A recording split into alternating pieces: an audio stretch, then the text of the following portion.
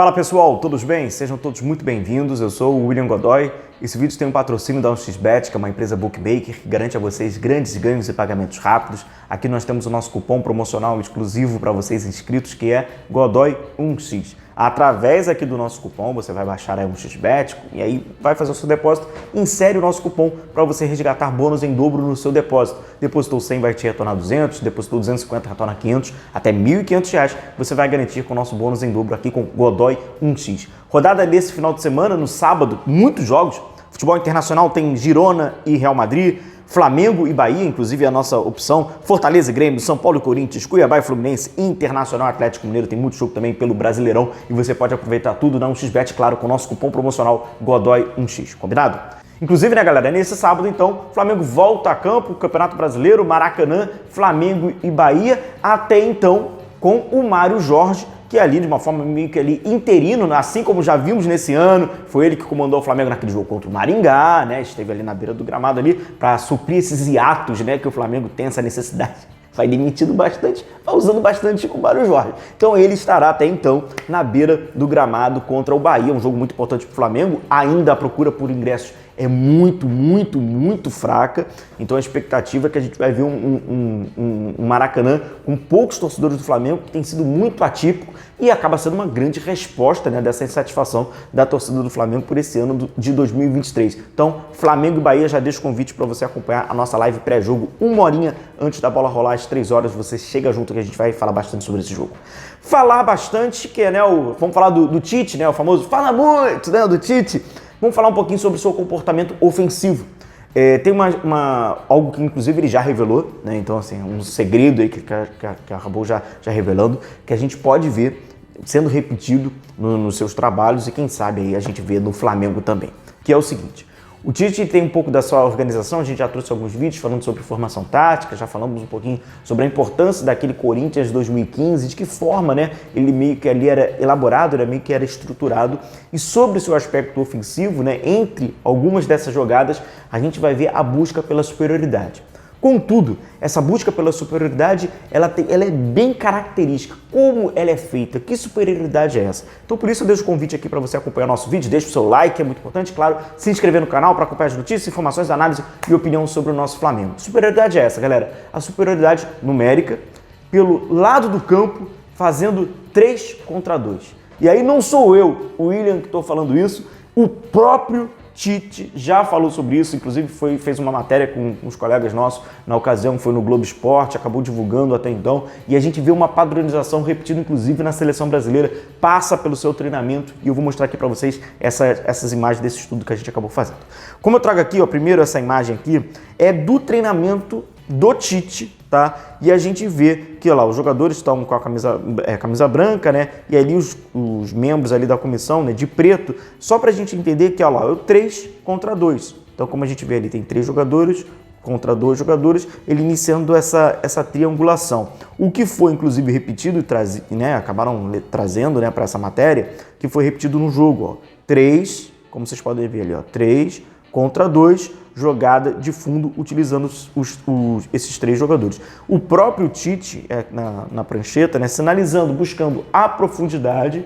Então você, na ocasião, né, ele arma a jogada pelo lado direito, cria uma superioridade naquele setor de 3 contra 2, ganha nessa superioridade com a ultrapassagem, você tem a profundidade, consegue levar para o fundo, aí você pode, né, rolar para trás, faz o cruzamento na segunda trave, não importa o acabamento da jogada, mas a origem, buscar um 3 contra 2 naquela faixa do campo. Na ocasião aqui a gente está trazendo na faixa direita. Inclusive, sobre essa faixa direita, eu trago para vocês esse gráfico, seria aqui o Flamengo, né, os botões vermelhos, e eu quero que vocês observem que haverá essa triangulação buscando ali o camisa número 8. Então, por exemplo, tem aquele espaço ali, né, nas costas do camisa número 10, o botãozinho ali, o número 8, ele busca as costas do camisa 10 e faz ali uma triangulação com os seus companheiros, ó, o 2, o 8 e o 7, o que automaticamente acaba gerando um 3 contra 2, né? Então ali, ó, um 3 contra 2, que a gente observa muito. E uma outra condição,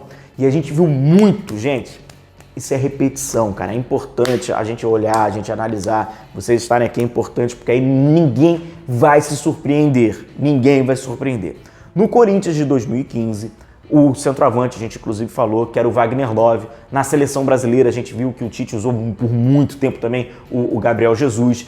Na atual Copa do Mundo, né, na de 2022, a gente viu que foi o Richarlison. E eles tinham uma característica. Esse jogador um pouco mais à frente era um jogador um pouquinho mais móvel, né, cada um com a sua característica, mas eles tinham essa mobilidade e eles tinham, né, cai no entre linhas, acaba flutuando. E aí o que acontece? O que eu quero mostrar para vocês nesse aqui é o seguinte. Eu uso o exemplo do camisa 9, do centroavante, que ele, em algumas oportunidades, ele é um desses jogadores que fecha o triângulo. O Wagner Love fazia muito isso no Corinthians em 2015, o Gabriel Jesus, ele tinha essa exigência, assim como o Richarlison. Então, vocês para já projetarem no Flamengo e não se surpreenderem com algumas decisões.